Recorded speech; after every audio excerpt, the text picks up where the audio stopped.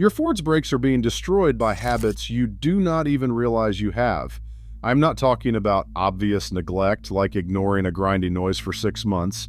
I am talking about everyday driving behaviors that seem completely harmless, but are secretly eating your rotors alive. I have been working on Fords for over 15 years, and I see the same brake failures over and over again. Owners come in confused, wondering why they are replacing rotors every 25,000 miles when those rotors should be lasting 60,000 miles or more. The answer is almost always one of these 7 habits. Habit number 4 has caused more premature rotor replacements than anything else I see in the shop. And habit number 1 is so common that I would estimate 80% of Ford owners are doing it right now without knowing the damage it causes. Let us get into it. Habit number 7 is one I see constantly, and it starts the moment you leave a stoplight. Riding the brake pedal while driving. This sounds ridiculous because nobody thinks they are actually doing it, but a shocking number of Ford owners rest their left foot on the brake pedal or keep their right foot hovering with just enough pressure to lightly engage the pads against the rotors. This creates constant, low-level friction that generates heat without your knowledge. Here's why this destroys your rotors. When brake pads maintain light contact with the rotor surface, they create friction heat that has nowhere to go. The rotor is not spinning fast enough during slow driving to dissipate the heat effectively, and the contact is so light that you do not feel any braking effect. But that heat is building up in the rotor, creating hot spots on the friction surface. Over time, those hot spots cause uneven material transfer from the pad to the rotor. You end up with thick spots and thin spots across the rotor face, and that is when the vibration and pulsation start. I had an F-150 owner bring his truck in with a steering wheel shake at highway speeds during braking. His rotors had less than 20,000 miles on them. When I pulled the wheels and measured with a dial indicator, the rotors had thickness variation that was 3 times beyond specification. His left foot was resting on the brake pedal during every single drive. He did not even realize it. The brake lights were staying on faintly, which is another telltale sign. If someone behind you ever tells you that your brake lights seem to flicker or stay on while you are driving, take that seriously. It means you are dragging your brakes and cooking your rotors from the inside out. The fix is straightforward. Keep your left foot planted on the floor or on the dead pedal rest. Only touch the brake pedal when you intend to actually slow down. If you have a habit of 2-foot driving, retrain yourself now before you are spending $500 to $700 on a rotor and pad replacement you did not need. Habit number 6 is something almost every Ford truck owner does, especially in hilly terrain. Riding the brakes on long downhill grades instead of using engine braking is a common mistake. When you are coming down a mountain pass or a long steep hill, holding the brake pedal at a constant pressure for extended distances creates enormous heat buildup in the rotors. Those temperatures can exceed 900 degrees Fahrenheit in extreme cases. At those temperatures, the cast iron in the rotor undergoes structural changes at the molecular level.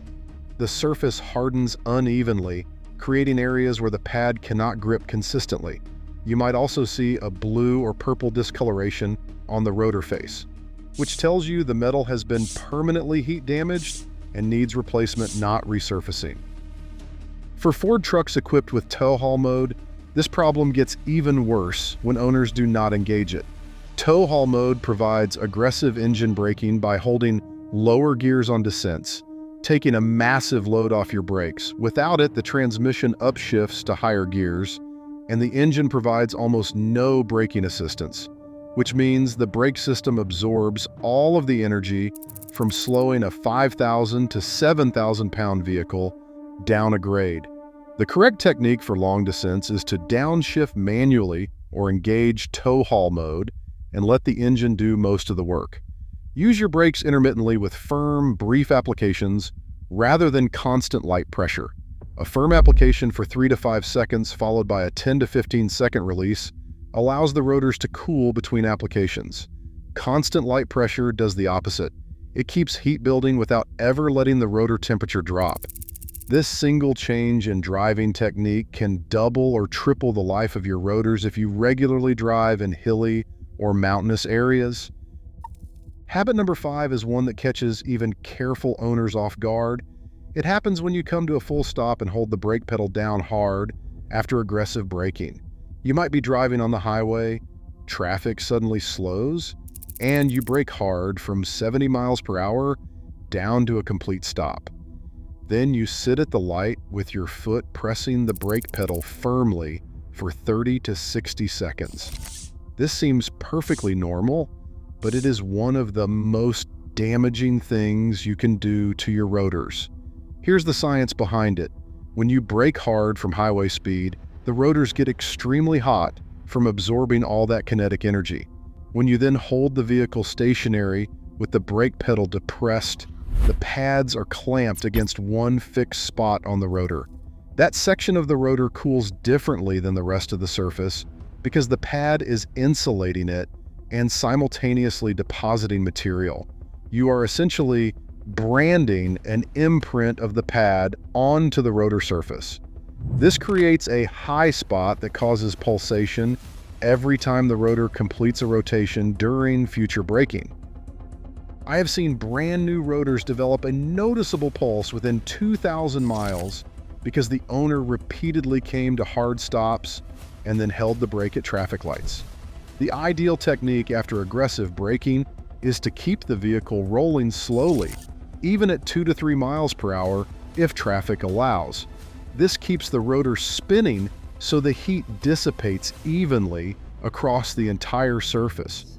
Obviously, you cannot always do this in real traffic, but when you can, that gentle roll prevents the single spot heat soak that creates problems. If you're in a situation where you absolutely must stop hard and hold the brake, try to minimize pedal pressure once you are fully stopped. You do not need to stand on the pedal. Light pressure keeps you stationary without pressing superheated pad material into one location on the rotor. If you are finding this information useful, smash that like button and subscribe right now. We are about to cover the 4 habits that cause the most expensive brake damage, and habit 1 is something almost every Ford owner needs to hear. Habit number 4 is the one I see cause more premature rotor failure than any other single factor. Skipping the brake bedding procedure after installing new pads and rotors is the habit that costs Ford owners hundreds of dollars in unnecessary repeat replacements. When new brake pads and rotors are installed, the surfaces are not optimized for each other. The rotor is smooth but microscopically uneven, and the pad has not yet conformed to the rotor's surface. Bedding, also called break-in or burnishing, is a controlled process of gradually heating the brakes to transfer a thin, even layer of pad material onto the rotor face. This transfer layer is what gives you consistent, smooth braking. When bedding is skipped, which happens constantly, the pads deposit material onto the rotors randomly during normal driving. Some areas get too much material and other areas get almost none. This creates the exact same thickness variation that causes vibration and pulsation. Owners often think they received defective parts, when the real problem is they never properly bedded the brakes in the first place. The bedding procedure takes about 10 minutes on an empty stretch of road. Perform 5 to 6 moderate stops from about 35 to 40 miles per hour down to 10 miles per hour without coming to a complete stop. Then do 3 to 4 firmer stops from about 55 miles per hour down to 15 miles per hour. After that, drive for several minutes with minimal braking to let everything cool down. Never come to a complete stop during this process because holding hot pads against a stationary rotor during bedding creates exactly the kind of uneven deposit you're trying to avoid. Many shops, including some Ford dealerships, skip the bedding procedure entirely. They install the parts, do a quick test drive around the block, and hand you the keys. Within 3,000 to 5,000 miles, you are back with brake vibration, and they are selling you another set of rotors. If you just had brake work done or plan to in the future, Ask specifically if the shop performed the bedding procedure. If they did not, do it yourself immediately. It is the most important step in ensuring your new brakes last as long as they should. Habit number 3 surprises most Ford owners because it happens at the tire shop, not while driving. Many shops use a pneumatic impact gun to put wheels back on. These tools can deliver 300 to 600 foot-pounds of torque, which is massively more than the 100 to 150 foot-pounds that most Ford trucks require. When lug nuts are over-torqued or tightened unevenly, the wheel gets pulled against the rotor and hub assembly in an uneven pattern. That introduces lateral runout in the rotor, which means the rotor is no longer perfectly parallel to the caliper. Even a few thousandths of an inch of runout pushes the pads in and out with every revolution, creating a pulsation that feels identical to a warped rotor. The real damage happens when lug nuts are tightened in a circular pattern rather than in a star pattern. If the technician goes around the wheel tightening one nut after the next, the first nuts pull the wheel tight on one side before the opposite side is secured. That pushes the entire assembly off-center and introduces stress points that distort the rotor hat section. Here is what you should do every time you have tires rotated, swapped, or replaced. Ask the shop to use a torque wrench for final tightening. Not just torque sticks on an impact gun, but an actual hand-operated torque wrench set to your Ford's specification. Most F-150s call for 150 foot-pounds. Explorers and Expeditions are typically around 100 foot-pounds. Check your owner's manual for the exact number. Some shops will push back on this request because it takes an extra minute per wheel. Don't back down. That extra minute protects several $100s worth of rotors. Better yet, buy a torque wrench for about $30 to $50 and retorque your own lug nuts after every shop visit. It takes 5 minutes and gives you peace of mind. You should also retorque after about 50 to 100 miles of driving on newly installed wheels, because thermal cycling can cause slight settling that loosens the initial clamping force. Habit number 2 is something that Ford owners with the 3.5-liter EcoBoost, the 2.7-liter EcoBoost, and even the 5.0-liter Coyote all fall victim to. It is using cheap, low-quality brake pads that are not matched to the weight and performance demands of the vehicle. Ford trucks are heavy. An F-150 weighs between 4,000 and 5,500 pounds, depending on configuration. An Expedition can push past 6,000 pounds. These are not sedans, and they need brake pads that can handle serious thermal loads without glazing over or depositing material unevenly. Cheap semi-metallic pads from bargain brands might save you $30 or $40 up front, but they create problems that cost significantly more to fix. Low-quality pad compounds break down at lower temperatures and deposit material in chunks rather than in the thin, even layer that quality pads produce. This leads to the same thickness variation and hot spots that cause rotor damage. Some cheap pads also contain abrasive compounds that literally score the rotor surface, creating grooves that reduce the effective braking area and accelerate rotor wear.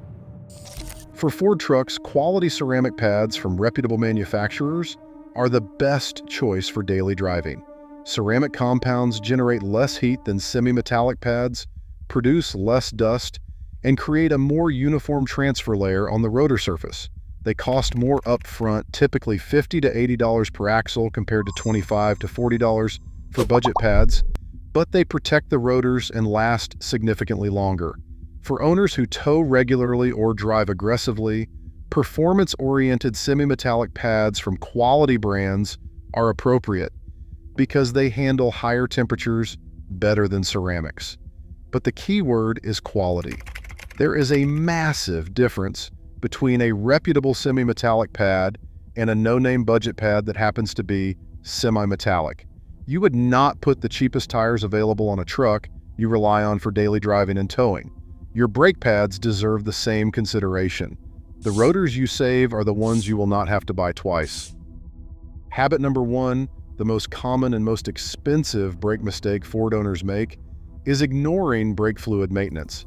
This one is the silent rotor killer that almost nobody talks about. Brake fluid is hygroscopic, which means it absorbs moisture from the atmosphere over time through microscopic pores in brake hoses and seals. As the moisture content in your brake fluid increases, the boiling point of the fluid drops dramatically. Fresh DOT4 brake fluid has a dry boiling point around 446 degrees Fahrenheit. After 3 to 4 years of use, that boiling point can drop to 300 degrees or lower because of moisture contamination. Here is how this destroys your rotors. When brake fluid boils, it creates gas bubbles in the brake lines. These bubbles compress under pedal pressure, which means the calipers cannot apply consistent, even clamping force to the pads. You press the brake pedal, and instead of firm, even pressure on both sides of the rotor, you get inconsistent force that varies from one caliper to the next, and even from one side of a single pad to the other. This creates uneven wear patterns on the rotor surface. One section gets worn more than another, and over thousands of braking events, you develop thickness variation that causes pulsation and vibration. But there is an even more direct problem. Moisture in the brake fluid causes internal corrosion of the calipers and pistons. Corroded caliper pistons do not retract smoothly. Instead of releasing cleanly when you take your foot off the brake pedal, a corroded piston drags against the rotor. You end up with one pad constantly touching the rotor on one wheel, while the other 3 wheels brake normally. That single dragging caliper generates heat constantly, cooking the rotor and pad on that corner until you are left with a warped rotor, a glazed pad, and a caliper that needs rebuilding or replacing. Ford recommends brake fluid replacement every 3 years or so, though many owners go 5, 7, even 10 years without ever touching the brake fluid. A brake fluid flush costs $80 to $150 at most shops and takes about 30 minutes. Compare that to a full rotor and pad replacement at $500 to $750 per axle, plus the potential cost of caliper replacement at $150 to $300 per corner if corrosion has taken hold. This is the ultimate case of spending a little now to save a lot later. If you cannot remember the last time your brake fluid was changed, schedule it now. Have the shop use a quality DOT4 fluid that meets Ford specifications. While they are doing the flush, ask them to inspect the caliper slides and pistons for corrosion or sticking. Catching a sticking caliper early is a $20 slide pin cleaning versus a $300 caliper replacement down the road. Every single one of these habits is fixable today. You don't need special tools for most of them. You just need awareness and the willingness to change how you think about your brakes. Your rotors aren't consumable parts that should be replaced every year. With proper habits, quality components, and basic fluid maintenance, Ford rotors should last 50,000 to 80,000 miles without issue. If yours aren't lasting that long, one or more of these 7 habits is the reason. If you found this valuable, subscribe, hit the bell, and drop a comment telling me which of these habits you've been guilty of. I guarantee at least one of these surprised you. Share this video with another Ford owner who's been complaining about brake problems, because the answer might be right here. I'll see you in the next one.